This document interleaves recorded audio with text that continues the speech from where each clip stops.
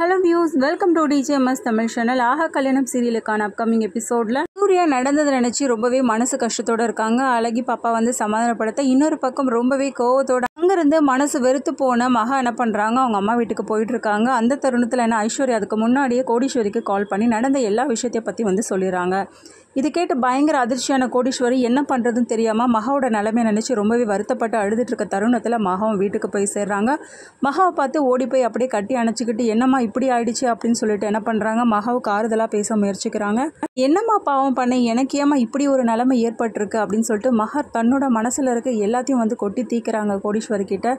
மகாவுக்கு எப்படி ஆறுதல் சொல்கிறதுனே தெரியாமல் கோடீஸ்வரி கலங்கி போய் நிற்க, அதுக்கப்புறம் மகாவும் என்ன பண்ணுறாங்க, மடியில் படுத்துக்கிட்டு அழ ஆரம்பிக்கிறாங்க.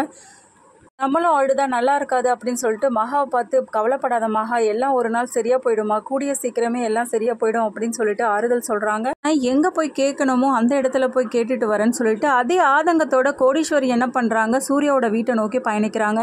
கோடீஸ்வரி எங்கே போகிற அப்படின்னு சொல்லிட்டு கேட்க, ஒரு நிமிஷம் நான் போக வேண்டிய இடத்துக்கு போயிட்டு வந்துடுறேன் அப்படின்னு சொல்லிட்டு ரொம்பவே கோவத்தோட ஆக்ரோஷமாக அந்த வீட்டுக்கு போக, கோடீஸ்வரி வரதை பார்த்த தாத்தா பாட்டி வாமா கோடீஸ்வரி அப்படின்னு சொல்லிட்டு கூப்பிட, என்னம்மா வரது, எங்கே வர சொல்கிறீங்க, என்ன பண்ணி வச்சுருக்காங்க இங்கே, இப்படி ஒரு வேலையை பண்ணுவாரு நான் கொஞ்சம் கூட எதிர்பார்க்கலையம்மா அப்படின்னு சொல்லிட்டு தன்னோட ஆதங்கத்தை வெளிப்படுத்த அங்கிருந்து வந்த கோடீஸ்வரி என்ன பண்றாங்க, கோடீஸ்வரி இங்க எதுக்காக வந்து கத்திட்டு இருக்க அப்படின்னு சொல்லிட்டு கேட்க, எங்க வீட்டு மாப்பிள்ளை இப்படி ஒரு துரோகத்தை என்னோட பொண்ணுக்கு பண்ணியிருக்காங்க, அதை கேட்டு என்னால் எப்படி கேட்காம இருக்க சொல்றீங்க அப்படின்னு சொல்லிட்டு கோடீஸ்வரி கேட்க, அங்கிருந்து வந்த சித்ராதேவியை பார்த்த தாத்தா பாட்டி, சித்ராதேவி என்ன நினைச்சிட்டு இருக்க, வாயை மூடிட்டு சும்மா இருக்க மாட்டியா, அவங்களோட பொண்ணோட வாழ்க்கை இப்படி ஆயிடுச்சுன்னு சொல்லிட்டு அவங்க கேள்வி கேட்கறதுல என்ன தப்பு, எதுக்காக இப்ப நீ அவங்கள கத்திட்டு இருக்க அப்படின்னு சொல்லிட்டு தாத்தா பாட்டி சொல்றதன் பேர்ல சித்ராதேவி அமைதியாகிறாங்க. என் பொண்ணு இந்த வீட்டுக்காக எவ்வளோ நல்லது பண்ணியிருக்கா, ஒரு சின்ன ஈயெறும்புக்கு கூட துரோகம் பண்ணாத என் பொண்ணோட வாழ்க்கை இப்படி வந்து ஆயிடுச்சேம்மா அப்படின்னு சொல்லிட்டு ரொம்பவே வருத்தப்பட்டு பேசிட்டு இருக்க தருணத்துல என்ன பண்றாங்க, அங்கிருந்து ராஜலட்சுமி வராங்க. கோடீஸ்வரியை பார்த்த ராஜலட்சுமி, இங்க பாரு கோடீஸ்வரி, நீ கத்துற அளவுக்கு நாங்க ஒன்றும் தப்பு பண்ணலையே, சூர்யா பண்ணது மிகப்பெரிய தப்பு, ஆனா அது எங்களுக்குமே ஆச்சரியமா தானே இருக்கு, எங்களாலே நம்ப முடியலையே அப்படின்னு சொல்லிட்டு நியாயப்படுத்தி பேச, ஆமாம்மா நீங்க பேசுவீங்க, இதுவும் பேசுவீங்க, இதுக்கு மேலேயும் பேசுவீங்க, என்னோட பொண்ணோட வாழ்க்கை இப்படி ஆனதுக்கு நீங்களும் ஒரு காரணமாயிட்டீங்க தெரியுமா அப்படின்னு சொல்லிட்டு சொல்ல, நான் என்ன பண்ண கோடீஸ்வரி அப்படின்னு சொல்லிட்டு ராஜலட்சுமி கேட்க, என்ன பண்ணீங்களாமா, இது வரைக்கும் என் பொண்ணை உங்கள் வீட்டு மருமகளாக நீங்கள் ஏற்றிருக்கீங்களாமா அப்படின்னு சொல்லிட்டு கோடீஸ்வரி கேட்குற பதிலுக்கு ராஜலட்சுமியால் பதில் சொல்ல முடியவில்லை.